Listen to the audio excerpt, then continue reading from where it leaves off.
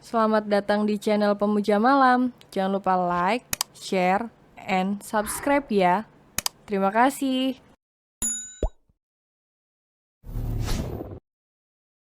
Chapter 9. Perasaan bahagia yang menggelitik hatinya.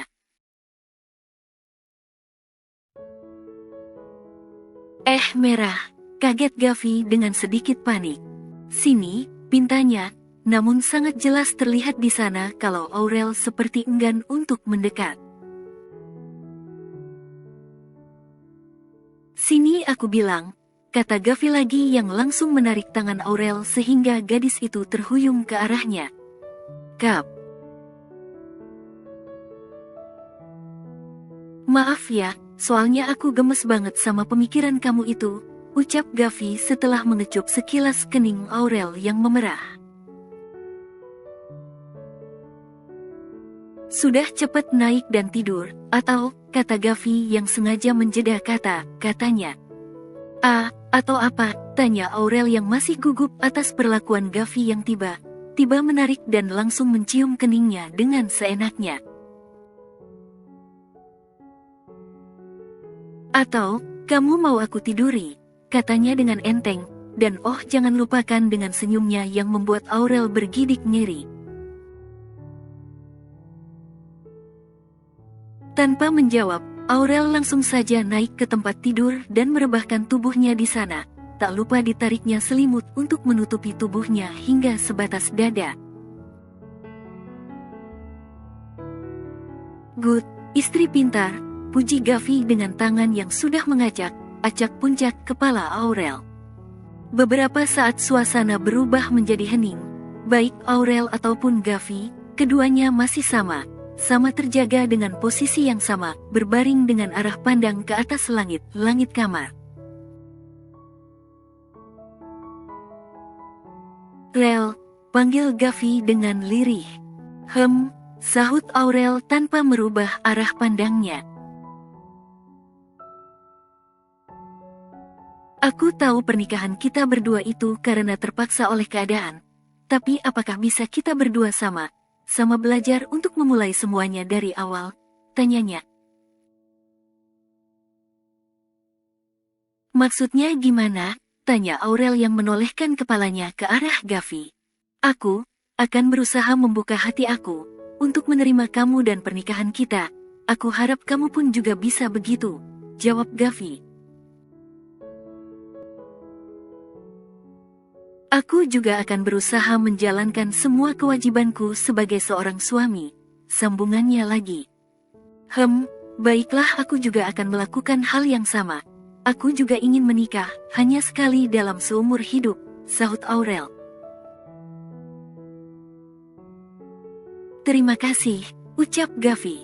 Sama, sahut Aurel dengan senyum lembut dan tulus di bibir manisnya.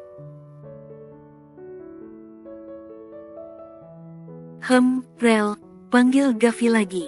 Iya, sahut Aurel yang langsung merespon.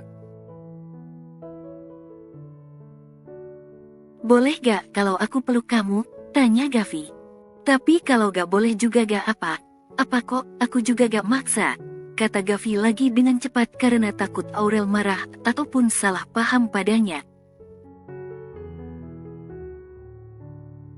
Sebelum menjawab pertanyaan Gavi, Aurel lebih memilih untuk mengubah posisi tidurnya menjadi miring menghadap suaminya itu. Katanya mau peluk, kata Aurel karena Gavi masih dalam posisi yang sama.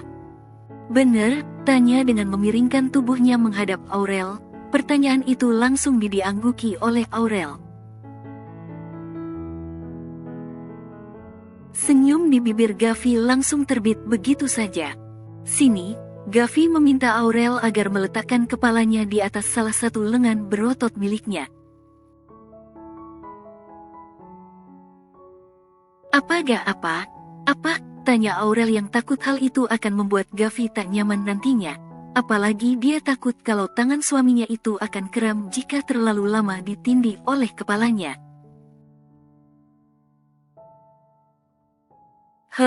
Sahut Gavi. Dengan ragu, Ragu Aurel tidur berbantalkan lengan Gavi dan tangan Gavi yang satunya sudah melingkar sempurna di badan Aurel. Malam ini mereka tidur dengan saling berpelukan dan hal ini adalah merupakan awal yang cukup baik untuk perjalanan rumah tangga mereka. Sebuah babak baru yang benar saja baru mereka tapaki.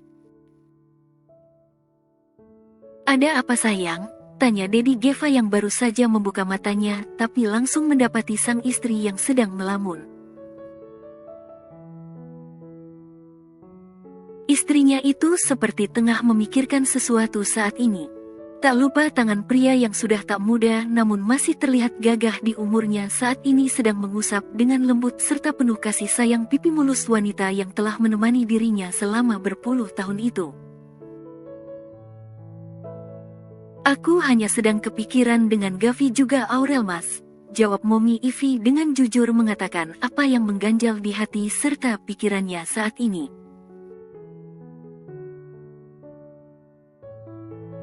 "Kenapa, Hem?" tanya Dedi Geva lagi.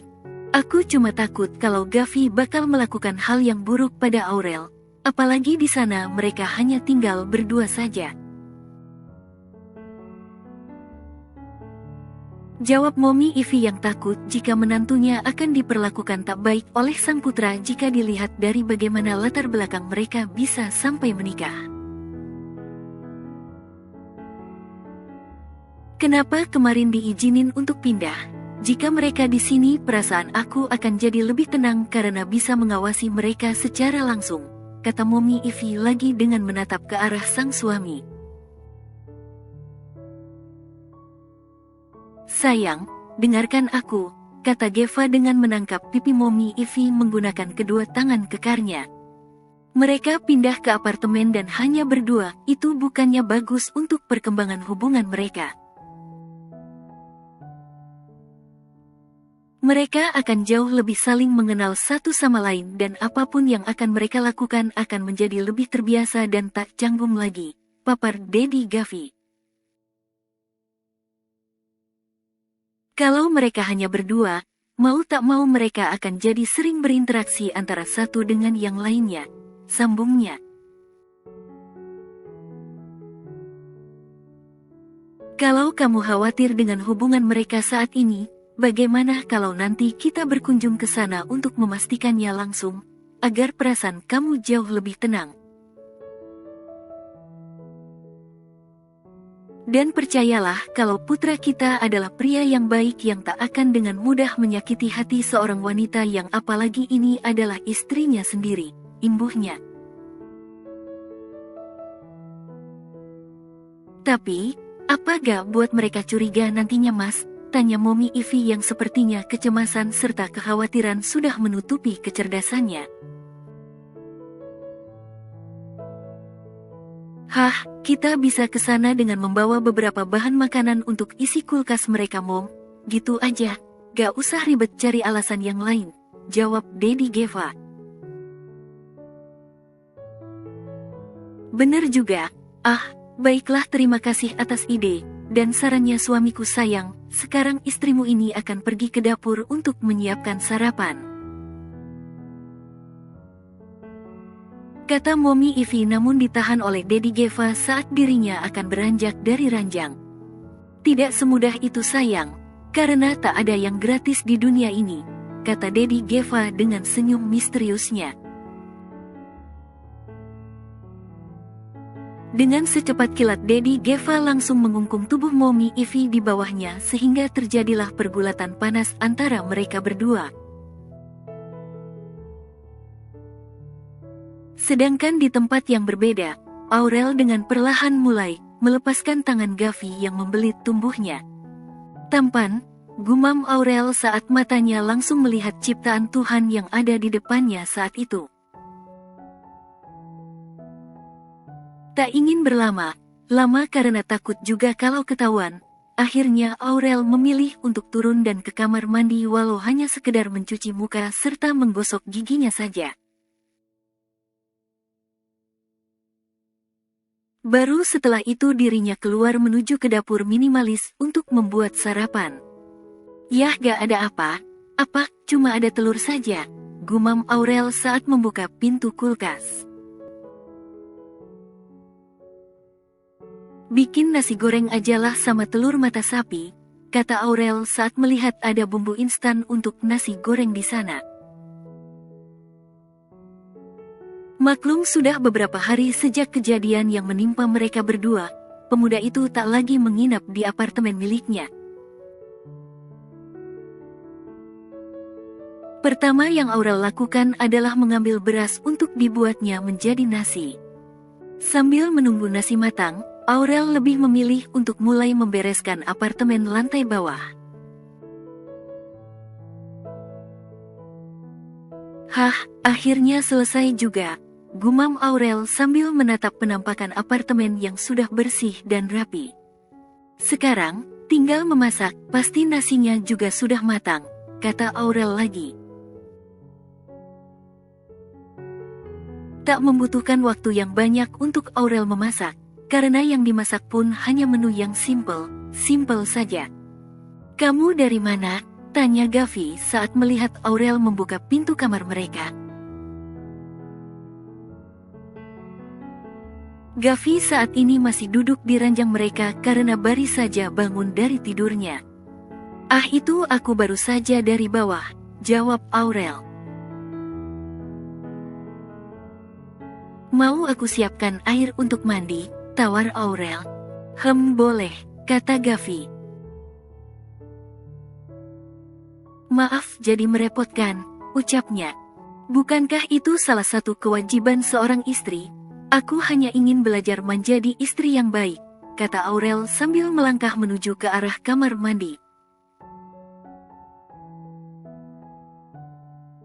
Entah kenapa mendengar perkataan Aurel membuat senyum di bibir Gavi terbit begitu saja.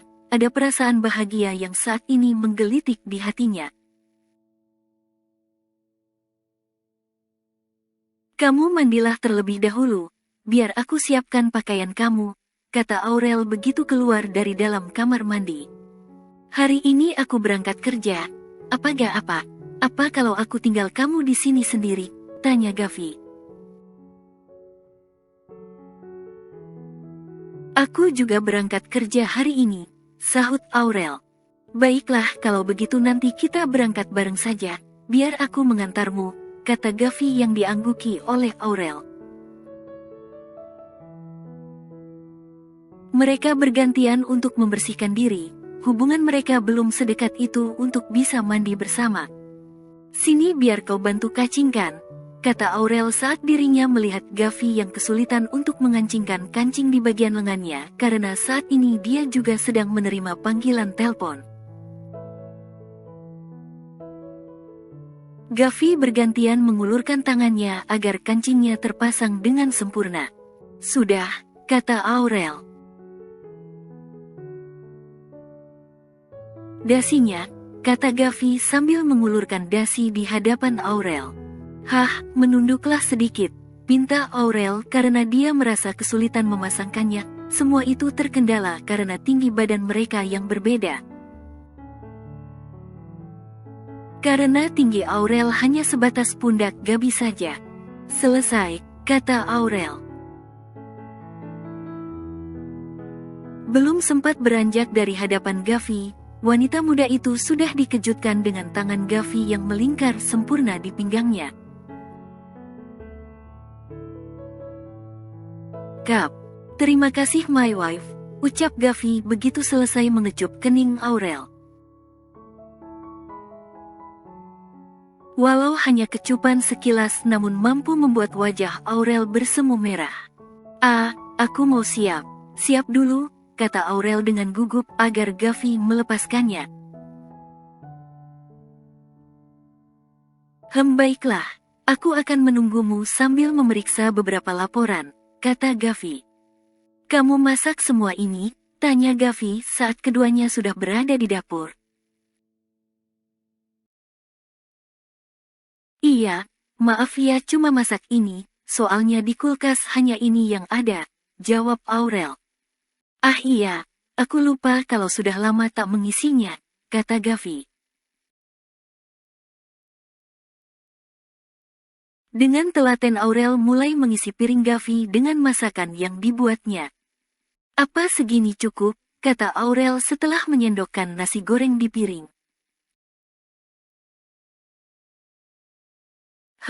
Sahut Gavi. Mereka berdua pun menikmati sarapan mereka bersama dengan Gavi yang sesekali mencuri pandang ke arah Aurel yang duduk di depannya.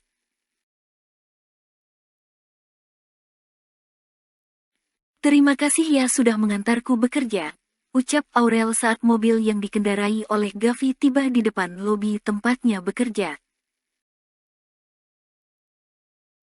Ada apa? Oh, ini, tanya Gavi yang langsung mengambil kesimpulan jika Aurel minta nafkah darinya saat wanita itu mengulurkan tangannya sehingga membuat Aurel menggelengkan kepalanya.